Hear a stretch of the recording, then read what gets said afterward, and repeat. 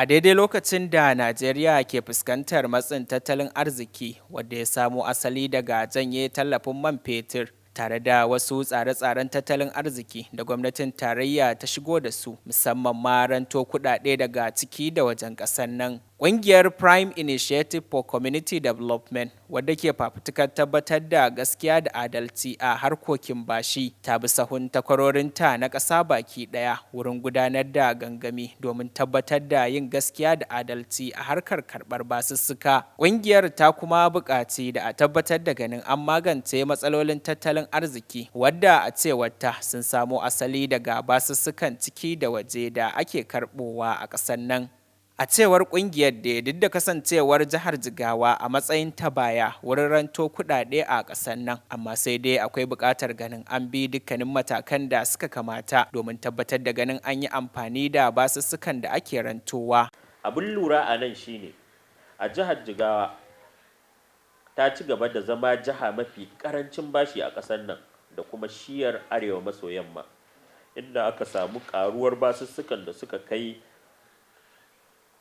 kashi 60.1 cikin 100 a shekarar 2016 zuwa 2021.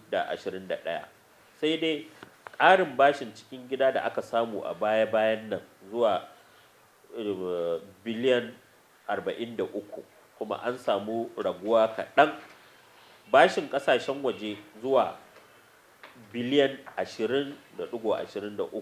Ƙungiyar ta kuma jaddada buƙatar da ke akwai wurin ganin gwamnatin jihar Jigawa ta matsa ƙaimi wurin tattara kuɗaɗen haraji domin magance matsalolin da ake fuskanta bayan da jihar Jigawa ke ci gaba da fuskantar koma baya a ɓangaren tattara kuɗaɗen haraji a tsawon shekaru 5 da suka gabata. Cikin shekaru 5 da suka gabata, jihar Jigawa ta fuskanci koma baya wajen samar da kuɗaɗen shiga wanda ya yi daidai da yanayin ƙasa.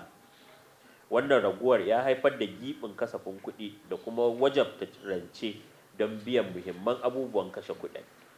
Duk da tsare-tsaren kula da basussukan da aka bujiro da su, jimillar basussukan jihar ya ƙaru zuwa biliyan 63.36 a ranar, kamar yadda yake a ranar 30 ga watan Yunin 2023, wanda ke nuni da ɓangarorin cikin gida da kuma na waje na basukan. Muhammad Abdu Dutse wanda ya kasance babban daraktan kungiyar a yayin zantawa da manema labarai ya kuma buƙaci gwamnatin jihar Jigawa da ta ɗauki salon inganta harkokin tattara kuɗaɗen haraji tare da tabbatar da ganin an yi amfani da basussukan da aka ranto ta yadda ya dace.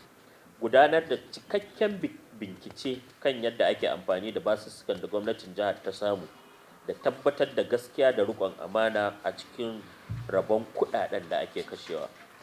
Gyara tsarin shari'a da hukunci da hukumomi masu alaƙa da kula da basussuka don ƙarfafa gaskiya da matakan daidaitawa game da hanzarta yin kwaskwarima ga dokokin da suke da alhakin kasafin kuɗi.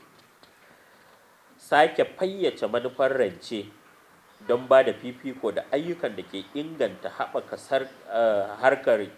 sarƙar kima, haɓaka abubuwan more rayuwa da dabarun haɓaka jarin ɗan adam.